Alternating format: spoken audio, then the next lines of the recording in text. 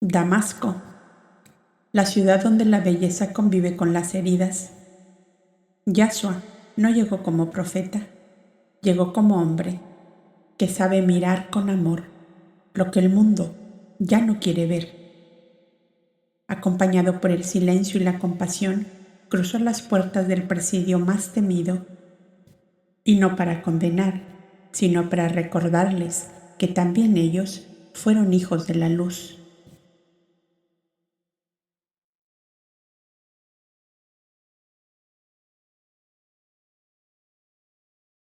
Bienvenidos a Voces de la Biblioteca Upasica.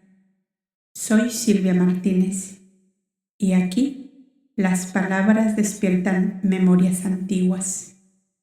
Exploramos sabiduría ancestral, luz interior y mensajes para el alma. Suscríbete y acompáñame en este viaje sagrado.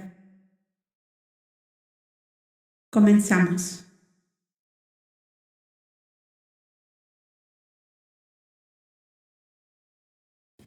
En Damasco.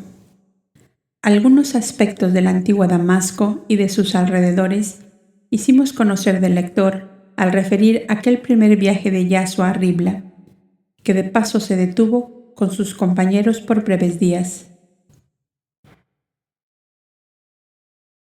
Llegados a esta altura de su vida, iniciando su misión de apóstol del cercano oriente, algo más conocerá el lector de la vieja capital de la que se ha llamado la Arabia Feliz, para mejor destacarla de la Arabia de piedra y de la Arabia desierta, tres regiones muy diferentes entre sí y que forman el vasto país que aún no había sido sometido a la dominación extranjera.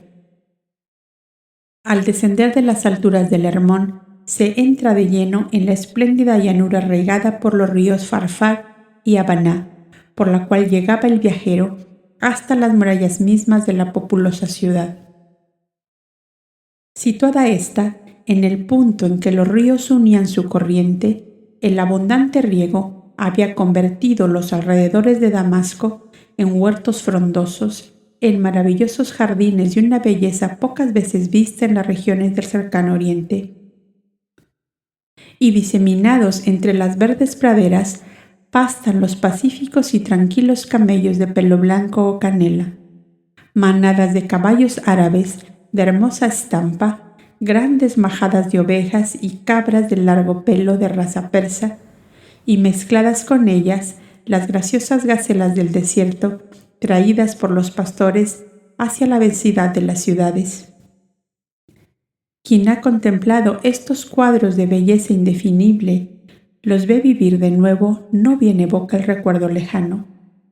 El lector puede figurarse a nuestro sensitivo Yahshua atravesando estos jardines del Padre Celestial, como él decía, deteniendo el paso de su asno para dar lugar a que su alma se empapara de belleza y que tan hermosos cuadros se grabaran muy hondo en las pupilas. Toda alma grande y pura es sensible en extremo a las bellezas de la naturaleza, en las cuales se encuentra el más bello y sublime poema que canta en inimitables tonos la omnipotente sabiduría del eterno Creador. Sentíase niño y quería echarse a correr tras los cabritillos juguetones y las graciosas gacelas. Un silencio contemplativo y profundo absorbió a los tres viajeros, que tanto el tío Jaime como el buen Cebeo participaban de la creciente admiración del maestro.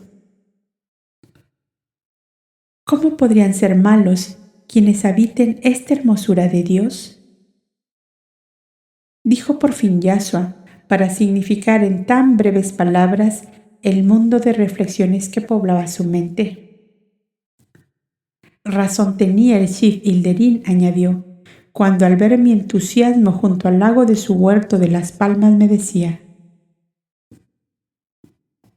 mucho más bella es la pradera de la Habaná en torno a nuestro incomparable Damasco. Pero hay que confesar, dijo Cebeo, que aún en medio de tantas bellezas, los malvados no dejan de serlo. Cuando la venganza se adueña de sus sentimientos, Estos hermosos huertos y jardines fueron devastados por un incendio provocado por el odio y la venganza. ¿Hace de esto mucho tiempo?, preguntó Yashua. Más de 10 años, según creo, contestó Cebeo. A eso se debe sin duda que cuando hace 10 años pasé por aquí, camino a la ciudad de Ribla, no me entusiasmó como ahora la exuberante belleza de esta pradera, dijo el maestro. Los labradores quedaron empobrecidos, pues era terminación de estío. Los trigales estaban en la era y el heno segado y engavillado, razón por la cual el fuego prendió de modo implacable, añadió Cebeo, conocedor de aquella región. ¿Y fue intencional o un simple accidente?, volvió a preguntar el maestro. Fue una venganza contra el rey Arad, que repudió a su esposa favorita para tomar una princesa persa. La mujer olvidada con sus familiares y esclavos organizaron el gran incendio, cuyas vastas proporciones pusieron en grandes dificultades al rey, pues estas praderas son el granjero principal de la región, que se vio amenazada de hambre. Gran parte de los rebaños perecieron por el fuego y después por el hambre. ¿Veis aquel negro promontorio al norte de la ciudad? Lo vemos claramente, contestaron Yashua y el tío Jaime. Es un espantoso presidio donde pagan su delito los causantes de aquel incendio. El que entra allí se despide de la luz del día. En tiempos muy remotos y cuando aquí dominaban los caldeos, dicen que eso era un templo de Ramán, dios de las tempestades. Según la tradición, en cada luna nueva se sacrificaban allí un doncel y una virgen de nobles familias para que la iracunda divinidad no azotase los campos con sus huracanes y tempestades. Dicen que hay allí miles de cráneos y esqueletos. El rey Jared lo transformó en un presidio desde el año del incendio. El que entra allí se vuelve loco porque los búhos, los murciélagos y los reptiles anidan entre las osamentas que al contacto de esos animalejos producen ruidos nada agradables. Antes del incendio en Damasco no había presidio porque a los delincuentes se les cortaba la cabeza o se les ahorcaba. Pero la esposa persa del rey Jared tiene espanto de que su esposo se manche de sangre y ahora no se condena a nadie a la última pena, se les encierra en el promontorio de Ramán. Yashua escuchaba a Cebeo en profundo silencio, pero su alma, que era un arpa de amor, se inundaba de infinita piedad hacia los infelices enterrados vivos en el horrible presidio. Cebeo, dijo de pronto el maestro, ¿no podríamos visitar ese antiguo templo de Ramán? Aunque la ciudad y todo el paraje me son muy conocidos, le contestó, no tenemos a nadie vinculado al príncipe Hartat, ni aun a las personas allegadas a su servicio. Cuando llegaron al ancho foso que rodea la ciudad y que por la reciente crecida de los ríos aparecía completamente lleno, vio Yashua, paseando por el puente tendido desde la gran poterna, 2 muchachotes altos, esbeltos y de moreno rostro. Le pareció conocer esas fisonomías y detuvo con insistencia su mirada en ellos, que sintiéndose observados volvieron la cabeza hacia los viajeros. Entraban y salían tantos durante el día por la puerta del sur, a la cual convergían los caminos recorridos por las caravanas del este y del sur y del oeste, que de ordinario nadie paraba atención en 2 o 3 personas que llegasen sin ninguna circunstancia que moviera la curiosidad. Los 2 jóvenes paseantes del puente, así que vieron a Yashua y el tío, se acercaron a ellos. «Maestro», le dijo uno de ellos, ¿ya no os acordáis de nosotros? Vosotros lo creéis así, pero no hace tanto tiempo que hemos partido el pan y bebido juntos el vino en la mesa del príncipe Melchor, en su santuario del monte Jor, les contestó Yashua. Y luego en la granja de Andrés del monte Cuarantana, añadió el tío Jaime. ¿No hicisteis con nosotros el viaje a Jerusalén? Justamente, tenéis buena memoria. Y os diré también vuestros nombres, añadió el maestro, Tú eres Ahmed y tú Osman, ¿es verdad? Sí, maestro. Os agradecemos que recordéis nuestros nombres. ¿Y qué hacéis aquí?, preguntóles Yasua. Ya sabes, maestro, que estamos al servicio del comerciante Simónides y por mandato de él venimos aquí. Es una felicidad encontrarnos. Y para mí lo es también, pues nuestro gran Simónides no hace nunca las cosas a medias, dijo el maestro, y de seguro que estaréis en Damasco recomendados a alguien. Nuestro Simónides tiene amigos en todo el mundo. Es verdad, hemos venido recomendados al etnarca de esta región, que es un hijo del rey Jared de Petra, gran amigo de nuestro padre adoptivo Melchor, contestó Ahmed. ¿Quiere decir eso que en Damasco sois grandes personajes?, preguntó riendo el tío Jaime. Tanto como eso no, pero estamos aquí como gorrioncitos en nidos de seda. Ya ves, amigo Sebeo, cómo el Padre Celestial desbroza los caminos al que anda por ellos derramando el bien, díjole el maestro. Por ahora entremos, dijo el tío Jaime, y después hablaremos de todo lo que queramos. ¿Queréis hospedaros en nuestra posada?, preguntó Osman. El dueño es amigo de nuestro patrón Simónides. Vamos allá, dijo Yasua, que nuestro viejo amigo tiene ojo de lince para conocer a los hombres. Ya adivinará el lector que con las recomendaciones de Simónides para el etnarca Jarta de Damasco, los dos jóvenes árabes ya nombrados facilitaron grandemente la obra que el maestro quería hacer en aquella capital de Arabia. Enterado el etnarca de la grande amistad de Yasua con Simónides y con el Sifilderín, confió en él como hubiera confiado en Elías Tesbita, el profeta de fuego, como lo llamaban los árabes de esa región, que le conservaban un culto mezclado de terror. El etnarca era joven y recientemente casado. La esposa era de noble familia descendiente de los antiguos reyes caldeos. Su padre era un sabio astrólogo y mago de grandes poderes psíquicos, según todos creían. Pero todos estos poderes y facultades se estrellaban contra una muralla de piedra al tratar de salvar la penosa situación del hogar del etnarca, su yerno, que a poco de su casamiento venía viendo languidecer y morir lentamente a su esposa favorita. Según sus costumbres, tenía 3 mujeres más de su propia raza, que eran a la vez guardianas de la servidumbre inmediata de la esposa. Les había nacido un niño, pero ni aun esto fue bastante para traer alegría a la infeliz esposa, que padecía tan horrible tristeza, que caía en accesos de desesperada angustia hasta llegar a buscar la muerte de cualquier modo que fuera. Los muchachos árabes, discípulos que fueron del príncipe Melchor, se habían conquistado la amistad del joven etnarca. Ellos le dijeron que Yasua era un maestro de divina sabiduría, a quien Melchor de Joreb consideraba como un profeta superior a cuantos hubo hasta entonces. ¿Quién sabe si él no remediaría la penosa situación de tu casa, etnarca?, le habían dicho. Se hospeda desde ayer con nosotros en el ánfora de plata. ¿De dónde viene? ¿Qué le trae por aquí?, había preguntado el etnarca. A ciencia cierta no lo sabemos, pero él, con hombres doctos de Jerusalén, ha fundado una asociación que llaman Santa Alianza, con el fin de unir a todo el Oriente para hacer resistencia pacífica a los avances del águila romana y a la vez socorrer a los necesitados, le habían contestado.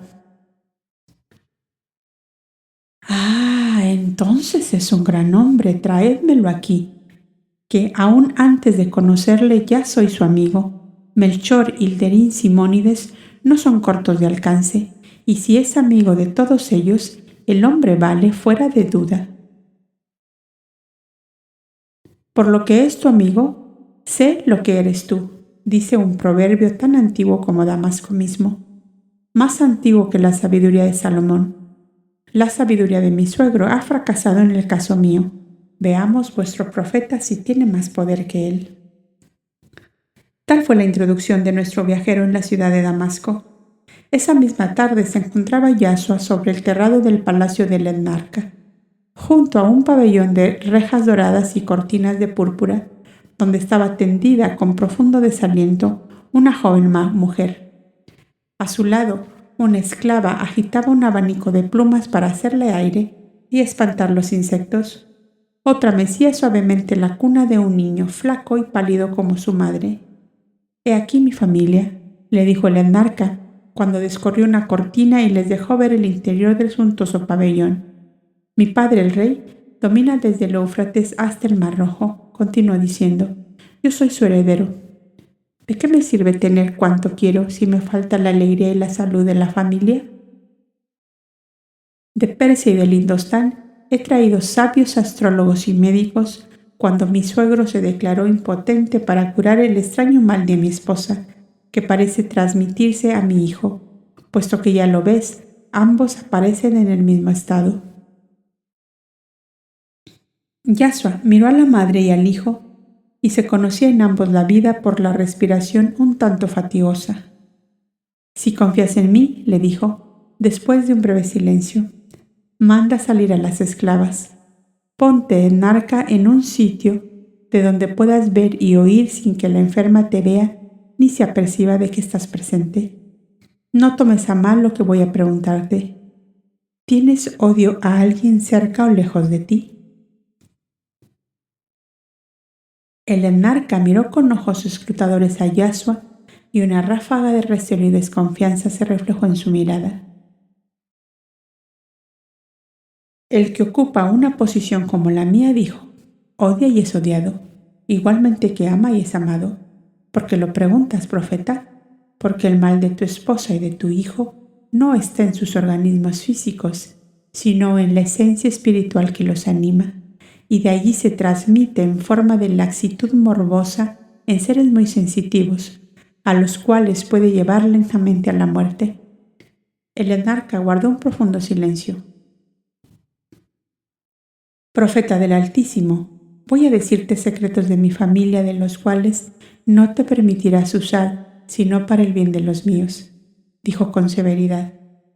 «De eso puedes estar seguro, y si no confías en mí no me hagas revelación alguna. Basta con decirme si te sientes con fuerza para olvidar tu odio, sea a quien sea, y sustituirlo, y si no puedes con amor, por lo menos con indiferencia pasiva, que no avive la furia de tu enemigo», le contestó Yashua. «Sabe Dios que no desconfío de ti. Óyeme pues. Soy hijo de la primera esposa de mi padre, la cual murió dejándome muy niño.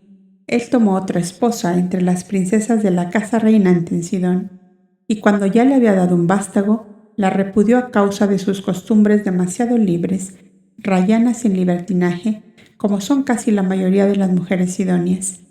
Ya sabes que nuestras leyes y costumbres exigen a la mujer un retraimiento y recato muy severos, y mi padre se veía continuamente observado por sus consejeros por la vida libertina de su esposa.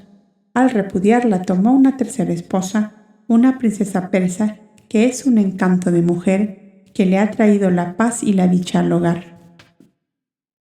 La repudiada tomó venganza de mi padre, devastando por el incendio nuestros campos de labranza cuando estaban segadas las cosechas. Una vez alrededor de Damasco, otras en los campos de Filadelfia, de Amón o de Madián, nuestras cosechas eran quemadas junto con nuestros ganados. Se vino a descubrir que todo era venganza de aquella mujer sidonia en unión de sus familiares y amigos. Fueron tomados cautivos y condenados a muerte, pero la actual esposa de mi padre tiene espanto de que su marido decrete pena de muerte para nadie, y como le tiene ganado el corazón, obtuvo de él que los incendiarios fueran encerrados en el peñón de Ramán, y ahí están. Pues bien, desde que mi padre trasladó a Petra su residencia, dejándome en Damasco, la cautiva del peñón me ha hecho llegar emisarios pidiendo clemencia. Como no me ha sido posible acceder porque sería enemistarme con mi padre, me hizo llegar la amenaza de que iba a humillarme y herirme en lo que más me doliera. Por medios verdaderamente diabólicos, dignos de la malicia de Abadón, el demonio de los árabes, Mandó a mi casa galanes con la consigna de arrastrar a mi esposa al libertinaje. Hizo 1000 pruebas que le fallaron todas. Natural es, profeta, que yo tenga un odio feroz a esa serpiente que lleva en sí todos los venenos. Desde entonces me veo obligado a tener guardias redobladas en todas las puertas del alcázar y aún en la ciudad, campos y aldeas. Tal es la historia del único odio que alienta mi corazón. Ednarca Hartat, exclamó el maestro. Eres un hombre justo y tu padre lo es también. Y porque lo eres te hace daño la vibración del odio de esa mujer y de sus secuaces que la secundan en todas sus malvadas actividades. ¿Cuántos son los prisioneros del peñón de Ramán? No lo sé a punto fijo, pero si aguardas un momento te lo diré. Llamó a su jefe de guardias y le ordenó averiguarlo. Un momento después, Yasua sabía que los incendiarios eran 32. ¿Quieres, Ednarca, ponerme en contacto con ellos?, preguntóle Yasua con gran serenidad. El Ednarca se acercó a Yasua y en voz muy baja le dijo: si con tus poderes puedes matarlos sin rastros de sangre, hazlo, que así terminaremos este asunto y mi padre nada podrá decir. Te engañas, Ednarca, te engañas. Vivos o muertos, su odio te alcanzará de la misma manera. Y puedo decirte que muertos pueden hacerte más daño todavía. ¿No sabes que muerta la materia, el principio espiritual que la anima adquiere libertad y fuerza para continuar una venganza comenzada en la vida? ¿Entonces estoy a merced de esa mujer yo, príncipe soberano de Damasco?, preguntó con ira el Ednarca. Ten calma y óyeme.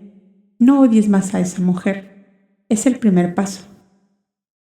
¿No es odio contra odio el medio para libertar de esas redes terribles a seres sensitivos como tu esposa y tu niño? No la odies más. Perdónala. ¡Profeta!, gritó el Ednarca fuera de sí. ¿Te burlas de mí? A un hijo de Arabia le pides perdón para un enemigo que ha traído la desolación, el hambre y la muerte a su patria, y que como un reptil venenoso ha osado llegar con sus seducciones hasta mi tálamo nupcial para deshonrarlo. Cálmate, Ednarca, díjole Yasua con su voz más dulce y tomándole una de sus manos. Quiero traer la salud y la paz y la dicha a tu casa. Quiero ver tu esposa feliz a tu lado y que tu hijito, como un ángel de Dios, te sonría dichoso de que le hayas llamado a la vida. Quiero que todo florezca en torno tuyo. ¿Y tú te niegas a ayudarme en mi obra? Estas palabras hicieron en aquel hombre el efecto de una ánfora de agua fresca que se hubiera vaciado con infinita suavidad sobre su cabeza abrasada por la fiebre. Se quedó sin palabra, inmóvil, mirando los ojos de Yasua que irradiaban sobre él infinita piedad. Yo la perdonaría, dijo después de un largo silencio, pero mi padre no la perdonará jamás. Por el momento, dijo Yasua, tu perdón me basta. Ahora empiezas a vencer a tu enemiga porque antes te has vencido a ti mismo.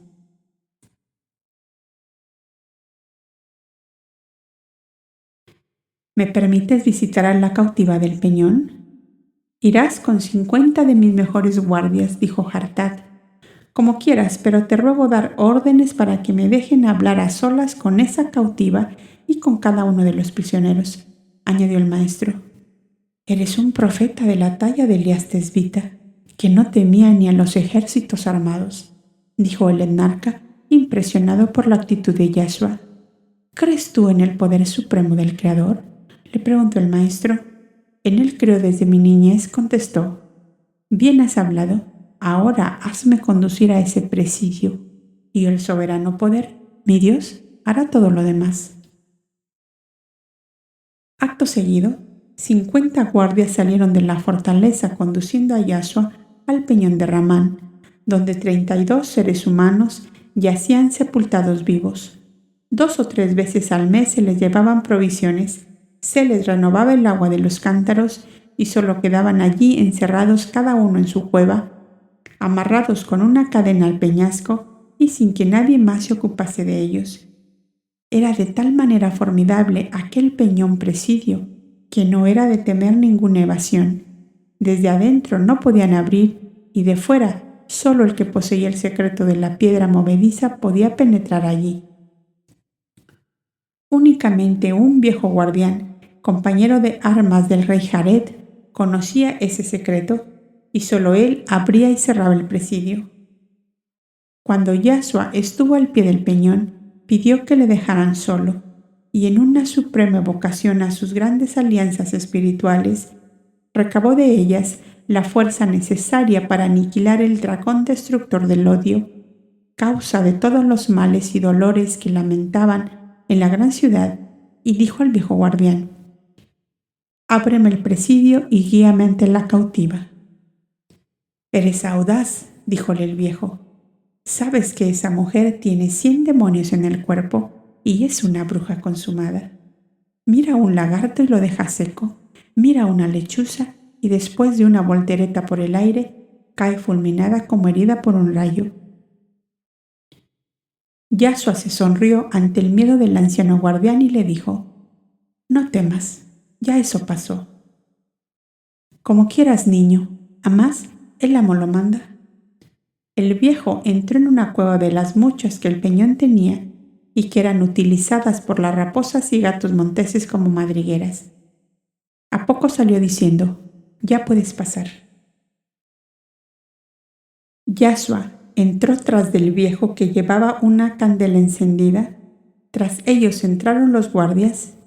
Era aquello un túnel bastante espacioso pero muy oscuro y de nauseabundo olor.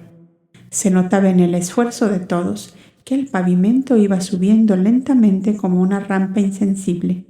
Por fin llegaron a un recinto amplio e iluminado por una lucera en el techo.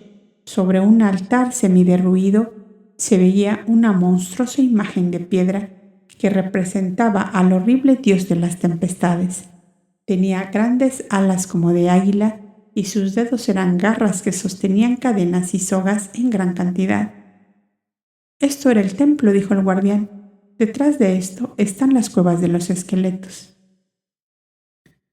Yashua sintió un estremecimiento de horror cuando vio la enorme cantidad de cráneos humanos, huesos, esqueletos aún enteros o colgados de garfios o tendidos en el pavimento. Todas aquellas osamentas fueron vidas humanas en plena juventud.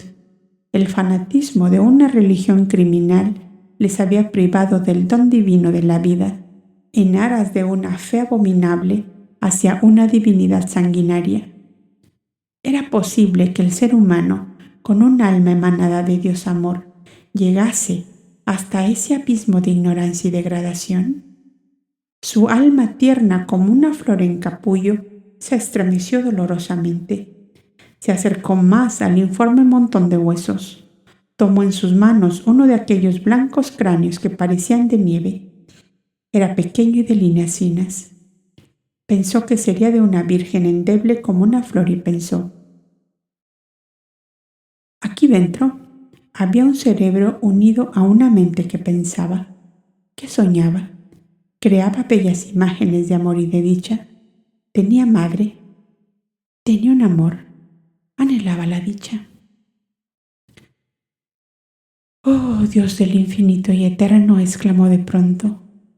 Pudo ser una buena hija, consuelo en la vejez de sus padres, una fiel esposa, aliento en la vida de un hombre honrado y justo, madre de bellos e inocentes niños, futuros servidores de Dios y de la humanidad. Almas que animasteis estas blancas osamentas, si aún padecéis turbación por la tragedia horrible de vuestra muerte, yo os evoco a todas en estos momentos solemnes para deciros: volved a la vida y que la dura experiencia sufrida os haga comprender de una vez para siempre que la verdadera y única religión de Dios es el amor de los unos para los otros, la fraternidad universal.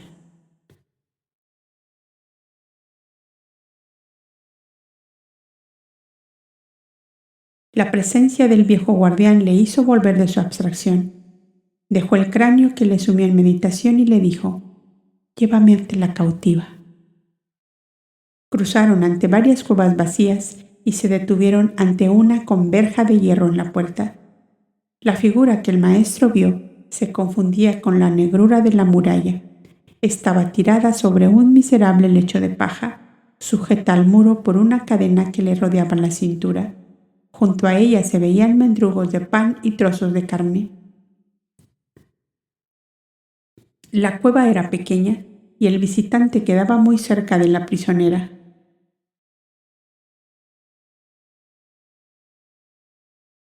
«Mujer», le dijo en alta voz el maestro, «si quieres oírme, puedo cambiar tu situación».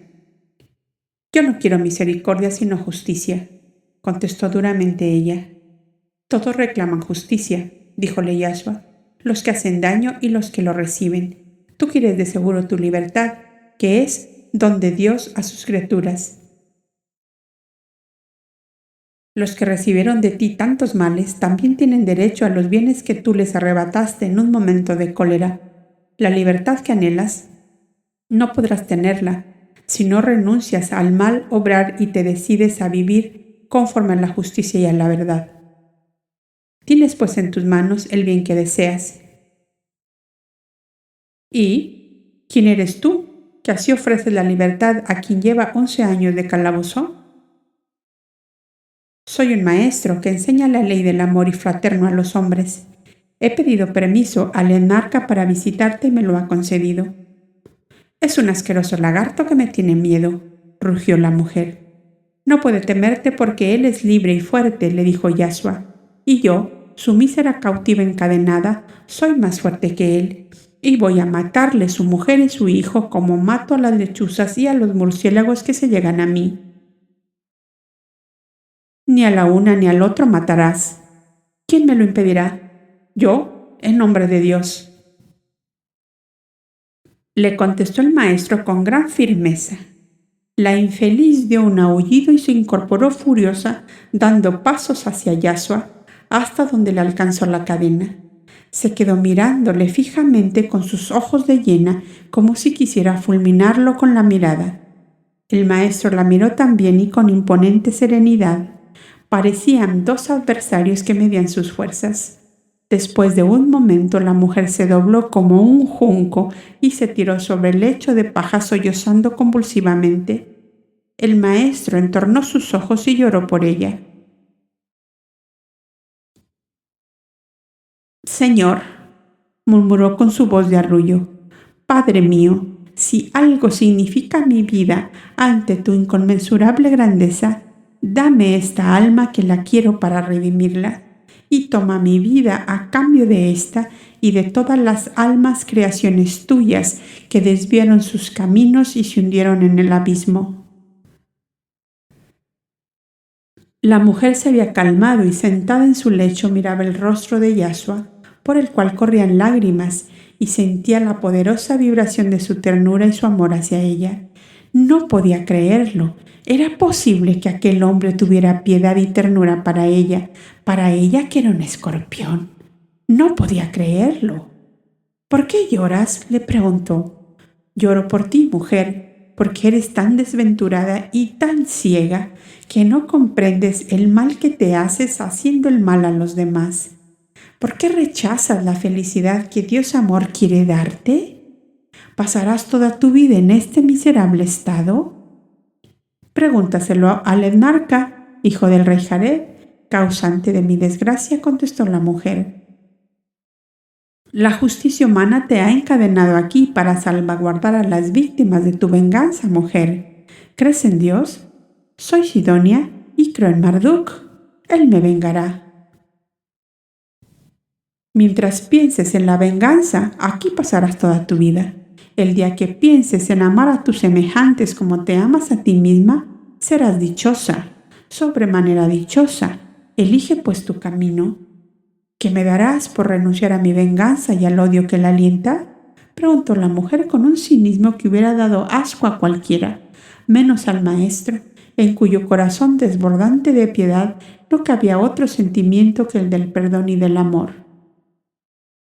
En primer lugar, la libertad, y después la paz y la dicha que conquistarás con tu esfuerzo para obrar el bien, le contestó el maestro. Yo te conseguiré todo esto de aquel soberano dueño de todos los tesoros inherentes a la vida y de todos los bienes que él ha dado a sus criaturas. Pero antes darás pruebas de haber abandonado para siempre los caminos del odio para tomarlos de la fraternidad y del amor. Ya era bien manifiesto el cambio que se había operado en aquella desventurada criatura. «Acepto tu propuesta», dijo después de un breve silencio, en que pudo percibirse la profunda cavilación de su mente. «Pero yo no estoy sola en este presidio, y aunque ignoro quiénes están aquí, me figuro que habrán caído conmigo todos los que cooperaron en mi venganza», añadió la cautiva. «También ellos podrán reconquistar el don divino de la libertad y continuar sus vidas por los senderos de la justicia y de la honradez», añadió el maestro. «Ellos harán lo que yo haga», dijo la mujer, «si fuera posible que me dejaras hablarlos». Yasua se volvió al viejo guardián que había quedado en la puerta y lo impuso de los deseos de la cautiva. Con desconfianza y recelo recibió el jefe de guardias la insinuación de Yasua, pero tenía el deber de obedecerle, y llamando a los 50 hombres que mandaba, los apostó a la puerta de las cuevas de los prisioneros, y él con 2 guardias desataron a la mujer y la llevaron a tratar el asunto con sus compañeros de cadena. Difícil era para el espectador discernir dónde terminaba la bestia y comenzaba el hombre. A la vista de aquellos seres cuyas cabelleras y barbas, sucias y enmarañadas, vestidos a medias con jirones de ropa sin color o trozos de cuero de cabra, todo cubierto de inmundicias, decían bien claro que los 11 años de reclusión nadie se había ocupado de ellos. El maestro, observador y psicólogo, comprendió pronto que la mayoría de aquellos infelices habían sido máquinas movidas por la voluntad de la mujer, pues que notó en casi todos esa depresión de ánimo que llega ya al embrutecimiento, a la anulación completa de la voluntad y de toda aspiración a algo mejor.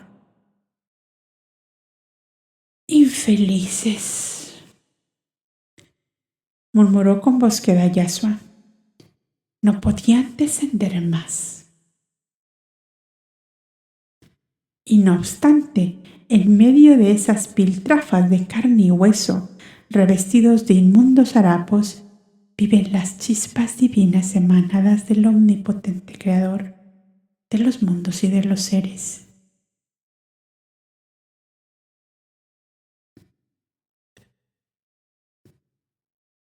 Tal pensamiento llenó su alma de inefable ternura. Se sintió conmovido en lo profundo de su ser y dijo, en apoyo de lo que les hablaba en su lengua la mujer: «Mi Dios me permite haceros libres y dichosos si sois capaces de merecer sus dones con una vida ejemplar». El recinto en que aparecían los calabozos era algo así como una enorme cisterna seca, a la cual daban las aberturas irregulares de las sombrías cuevas. De pie, el joven maestro en el centro de aquel circo de rocas podía verles y hablarles a todos, y ser visto y observado por ellos. Me informaron que eran 32 los detenidos aquí, pero no cuento más que 27. ¿Qué se hizo de los otros?, preguntó de pronto. «Habrán muerto», contestó la mujer, «y las osamentas estarán en las cuevas amarradas a sus cadenas». Yasua interrogó al guardián con la mirada. «Se mataron ellos mismos», dijo, golpeando la cabeza en las rocas y otros negándose a comer. «Los cadáveres se arrojaron al muladar, donde fueron quemados con la escoria que se arroja de la ciudad». Hubo un breve silencio. «Estamos de acuerdo», dijo por fin la mujer. «¿Qué haréis con nosotros?». «Por ahora, llevar vuestra promesa al enarca y convencerlo del cambio de vida que vais a emprender. Es la 2:00 hora de la mañana», añadió el maestro. «A mediodía volveré con algunos compañeros míos para traeros la respuesta definitiva». «Pensad», les dijo, que yo no soy más que un maestro que enseña el amor fraterno a los hombres como único medio de conseguir la paz y la dicha que todos anhelan y buscan. Y como este ideal mío está dentro de la inmutable ley del Creador, su paz divina desciende sobre todos los que se encausan en mi camino. Todos aquellos ojos cansados, inflamados de odio, de dolor, de abatimiento, parecían animarse de una luz nueva al contacto de la pura vibración de piadosa ternura del Cristo, único ser que en 11 años de cautiverio les había dirigido la palabra para hacerles sentir su compasión y su amor. Le miraban como atontados, sin palabra, sin movimiento, dudando aún de que fuera una realidad y no un sueño lo que veían. Aquellas cuevas no tenían reja como la de la mujer, y Yasua se fue acercando uno a uno con el fin de sacarlos del estupor en que les veía sumidos. El viejo guardián estaba como sobre ascuas, pues temía que algunos de aquellos malvados que tenían las manos libres se arrojasen al cuello del profeta y lo estrangularan.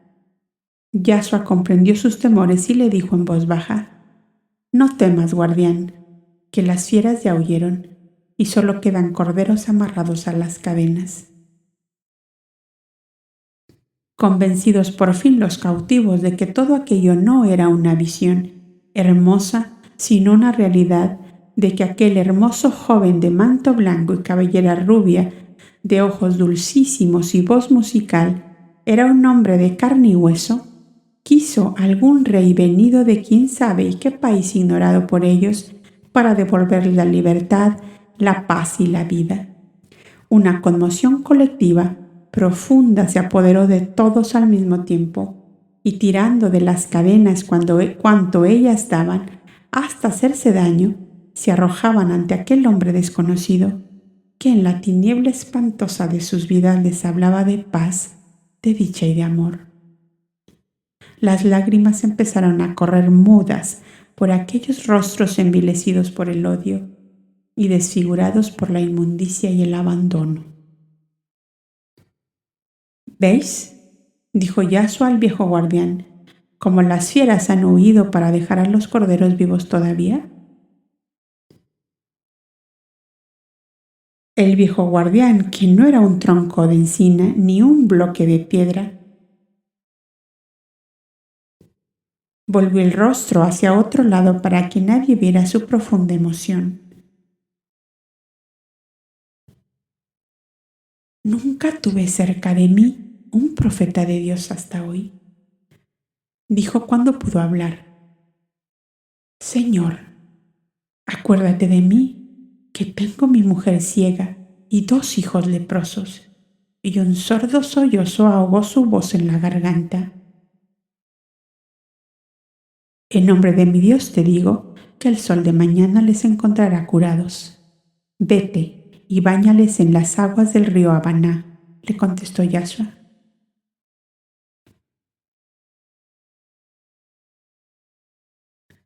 El viejo olvidó todo y corrió como loco, peñón abajo en dirección a su casa. «Esperadme a mediodía que volveré a vosotros», volvió a repetir el maestro. Los guardias llevaron la mujer a la cueva y salieron acompañando al maestro, que pidió ser llevado ante el enarca de Damasco. «Las fieras se convirtieron en corderos, enarca», le dijo el maestro. «Esperan clemencia y prometen cambio de vida». «Soy tan dichoso, profeta, que me siento inclinado al perdón. Mi esposa ha dejado el lecho y mi niño sonríe en la cuna». «Bendigamos al eterno dador de todo bien», dijo el maestro. «No esperaba menos después de muerto el dragón del odio que os envenenaba a todos». El maestro obtuvo cuanto necesitaba para cumplir su palabra a los cautivos del peñón de Ramán. «Mi perdón lo tienes, profeta», le dijo el príncipe, «pero falta la venia de mi padre».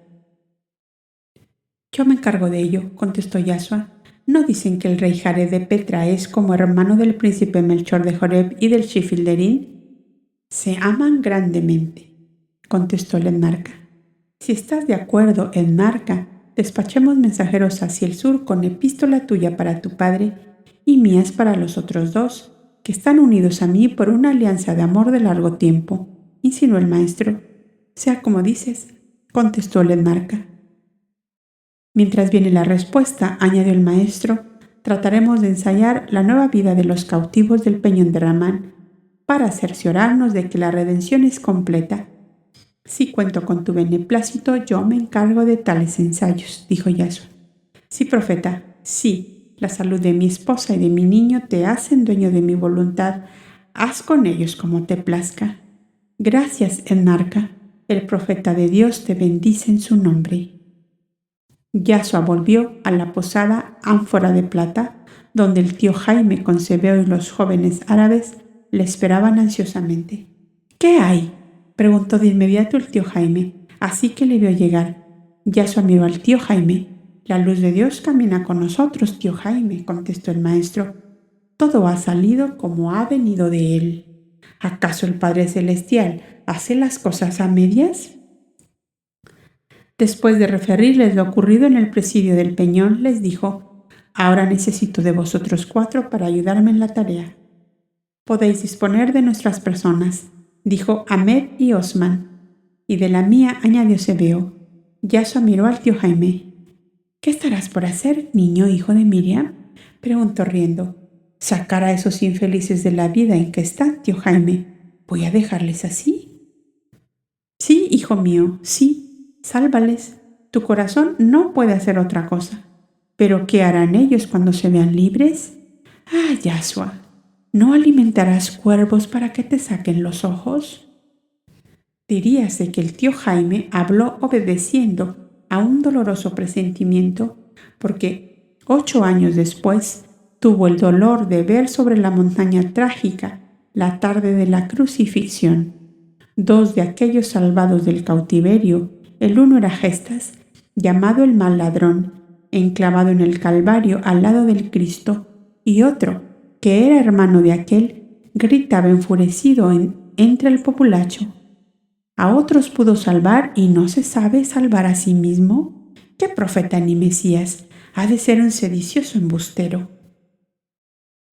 Mas, ¿qué puede significar para la eterna vida de amor del Cristo divino la ingratitud y la traición de las pequeñas criaturas terrestres, incapaces aún de comprender el poema inmortal vivido y sentido por esas heroicas almas en unión íntima con el eterno invisible?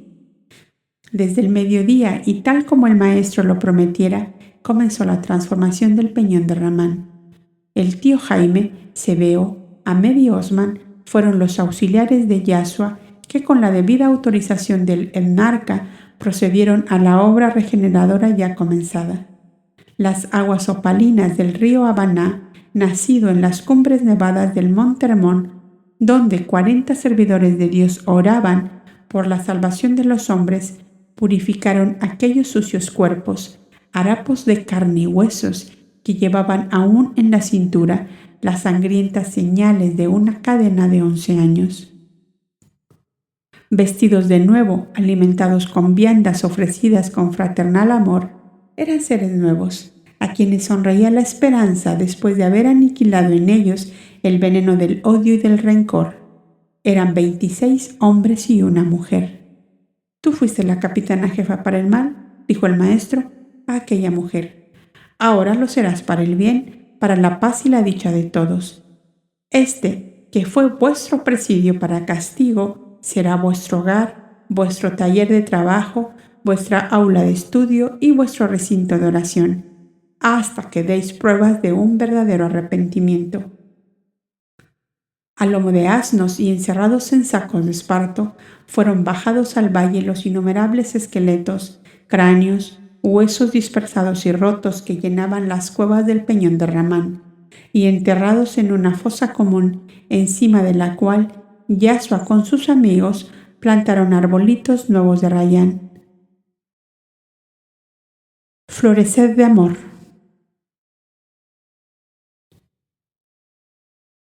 Floreced de amor. Floreced de amor. Díjoles Yasua a los menudos arbolitos: floreced de amor, sobre los despojos de estos mártires olvidados.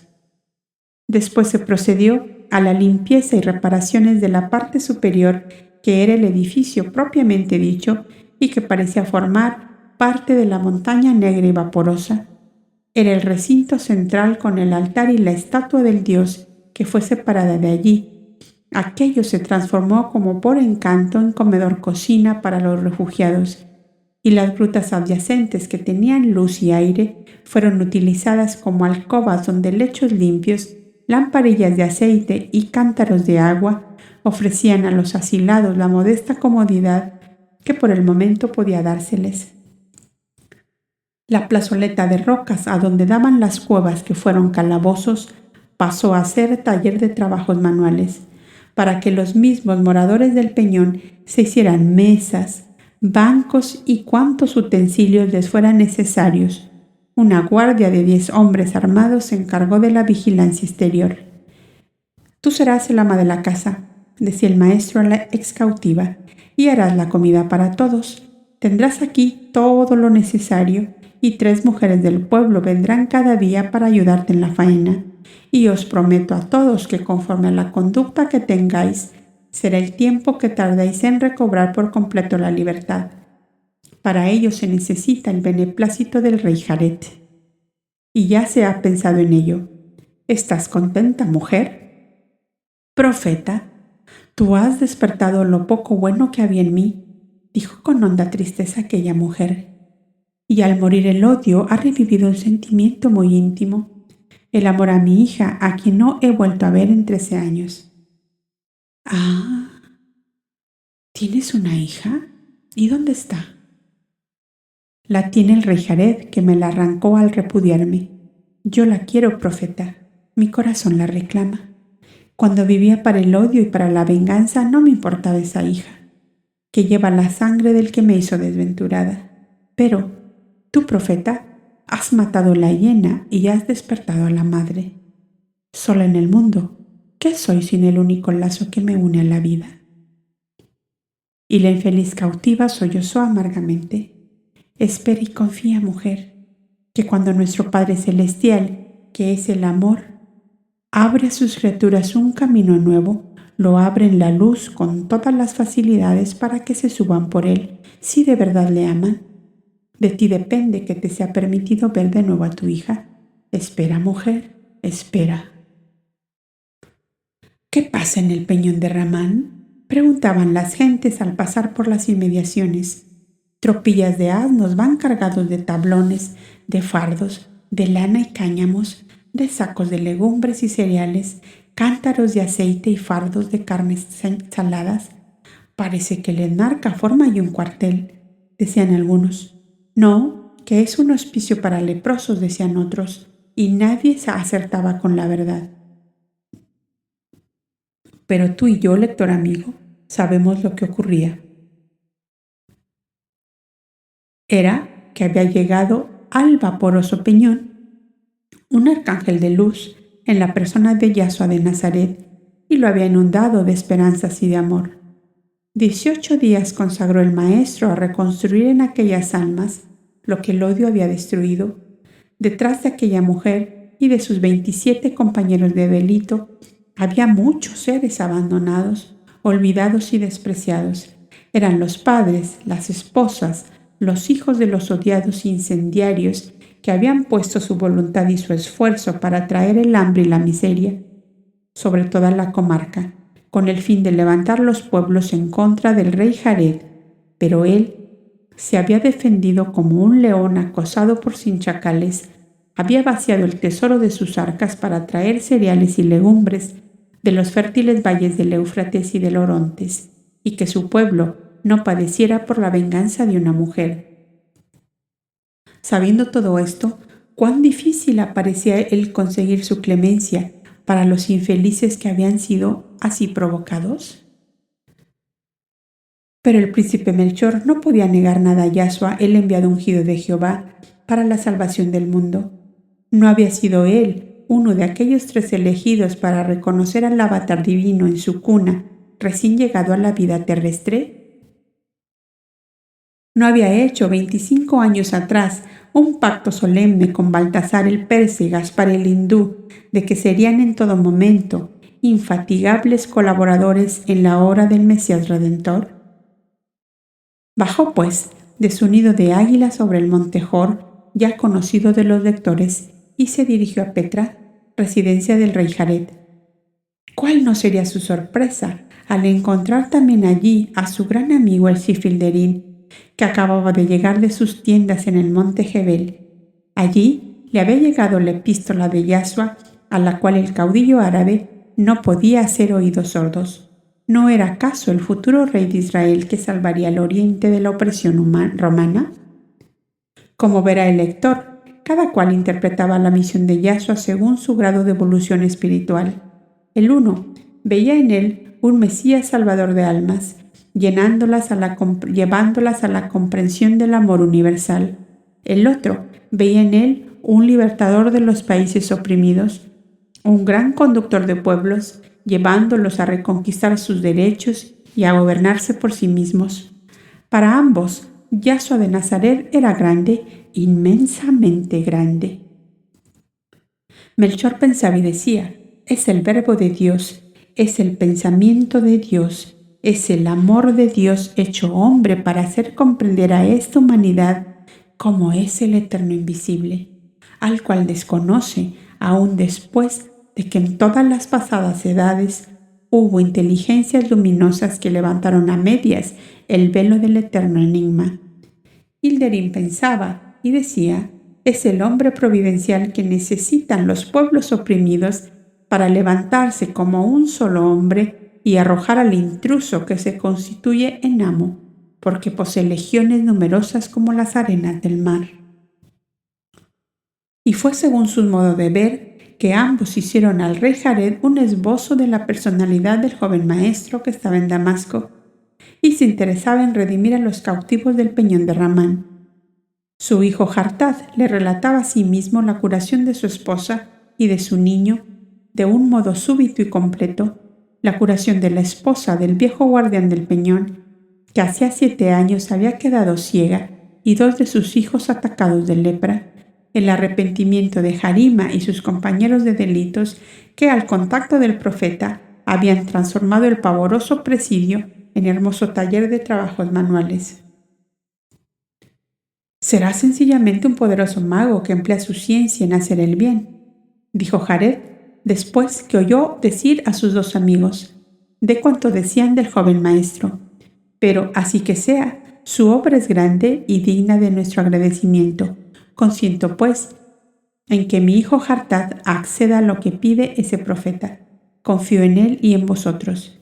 El Sifilderín añadió: «Sé que la culpable pídele sea permitido ver a su hija». «El sentimiento maternal puede llevarla a una completa regeneración», dijo Melchor. «Si es de tu agrado, oh rey, yo me encargo de reunir a la madre con la hija bajo mi tutela inmediata». «¿Tú? ¿De qué manera?», inquirió Jared. «Ya sabes que voy gastando mi vida en obras que juzgo buenas para mis semejantes, y en Cades Barnea tengo instalada desde hace 4 años una casa refugio para mujeres repudiadas y doncellas huérfanas. He copiado esta obra de la antigua fraternidad copta de la prehistoria y la creo de muy excelentes resultados. Las refugiadas son aún muy pocas, 29 y 30 con mi hermana viuda que les hace de madre a todas. Si tú quieres, puedo tener allí a la redimida y que sea libre de ver a su hija cada vez que ambas quieran reunirse». «Espera un momento», dijo Jared, y dio un golpe con un martillo de plata en un disco de cobre colgado a su lado. Apareció un pajecillo negro vestido de blanco y rojo, al cual el amo mandó que hiciera comparecer a su presencia a su hija Arime. A poco volvió el paje seguido de una mujer velada que se inclinó profundamente ante el diván en que estaba semitendido el rey. «Puedes descubrirte», le dijo, «que estos 2 son mis hermanos». La joven se levantó el velo y saludó con una inclinación. Representaba de 16 a 17 años. Era hermosa en su tipo de raza mixta, pues tenía los ojos negros y profundos de los hijos de Arabia y el blanco alabastro de su cutis, y los cabellos rubios de su madre, nacida en Sidón pero de sangre espartana. Tu madre ha cambiado de modo de pensar, díjole el rey, y pide verte. Te doy permiso para que obres como sea tu gusto. ¿Está aún cautiva en Damasco?, preguntó con timidez la joven, en cuyo semblante apareció un súbito rubor y una pena honda en sus ojos. Está aún en Damasco, pero se ha levantado la condena que sobre ella pesaba. El príncipe Melchor pide hospedarla en un serapeum de estilo egipcio que tiene establecido en Cades Barnea, donde puedes visitarla si es tu deseo. Estará allí bajo la tutela de una hermana viuda del príncipe. Puesto que lo permitís, padre, contestó la jovencita, iré a visitarla. ¿Cuándo será el viaje? De Damasco a Cades Barnea, en buenos camellos, hay 10 días de viajes y las paradas son breves, añadió el rey. Si es de tu agrado, indicó Melchor, de aquí a 3 días marcho a Cades Barnea y puedo llevar a tu hija para que espere allí a su madre. En mi carro hay capacidad para varias personas con sus maletas. Llevarás tu vieja nodriza y tu doncella, díjole el rey. Prepárate para que de aquí a 3 días...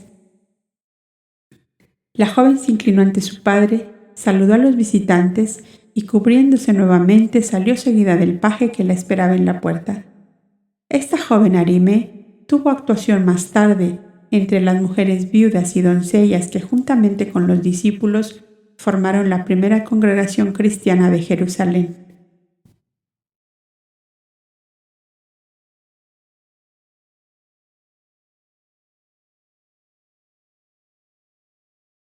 No hubo muros caídos ni milagros espectaculares, solo almas que, al fin, se atrevieron a llorar, a pedir perdón y a volver a amar. El peñón no fue derribado, fue consagrado, y entre sus piedras florecieron arrayanes, porque a veces la redención no grita, solo respira, donde antes todo parecía perdido.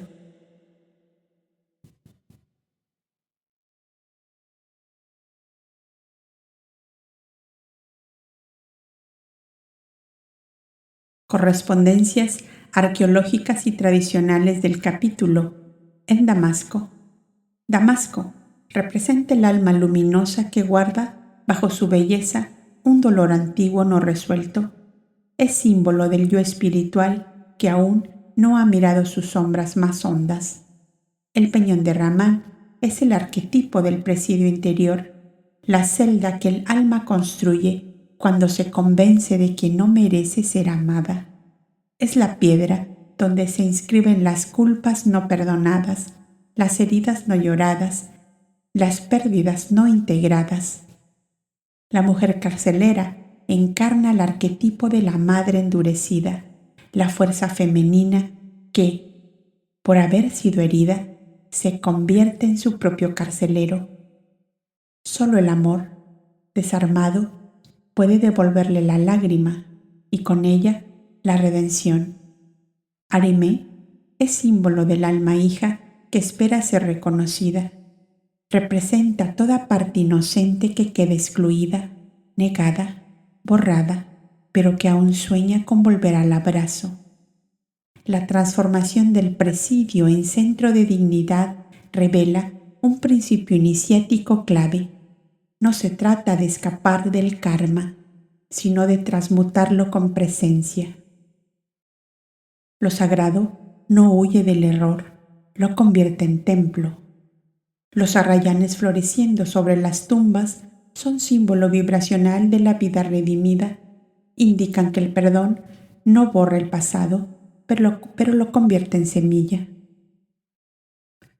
El nombre Ramán resuena con antiguos santuarios sirio-arábicos dedicados a divinidades que posteriormente fueron vinculadas a castigos o dioses del trueno.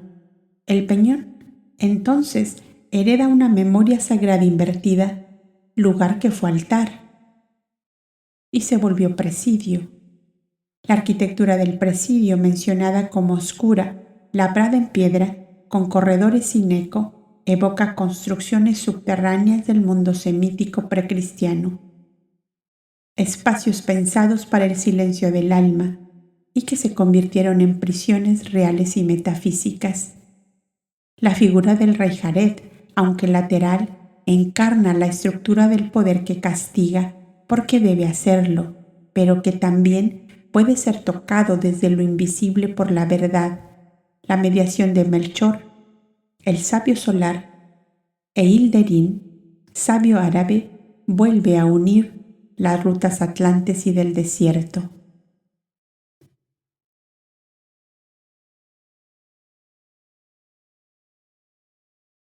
Puente con la historia sagrada del capítulo en Damasco. Este capítulo actúa como contrapunto perfecto a episodios evangélicos donde Jesús se encuentra con pecadores o mujeres marginadas, como la samaritana o la adúltera de acuerdo a la Biblia, pero que aquí no se trata de uno, sino de muchos. El peñón puede leerse como figura anticipatoria del Calvario, pero en sentido invertido. Aquí no hay cruz, hay celda, no hay muerte, hay esperanza, y sin embargo, la redención es igual de honda. El acto de no liberar físicamente a los presos, sino transformar el espacio con trabajo, oración y vibración, es una lección sutil. El reino no siempre quita los muros, pero los llena de luz. La vibración que queda en el presidio tras la salida de Yahshua es semilla de lo que luego simbólicamente será la redención de Pablo en la misma Damasco. Otro corazón endurecido, cayendo de su caballo.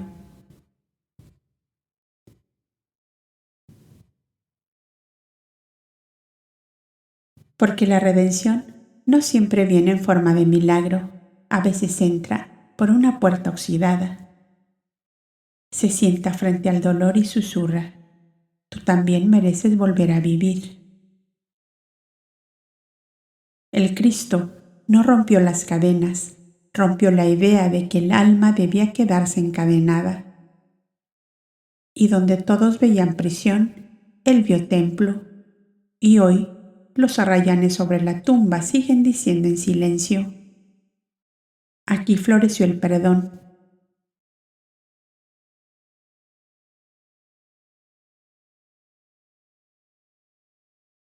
Te espero en el próximo capítulo, El Reino de Dios.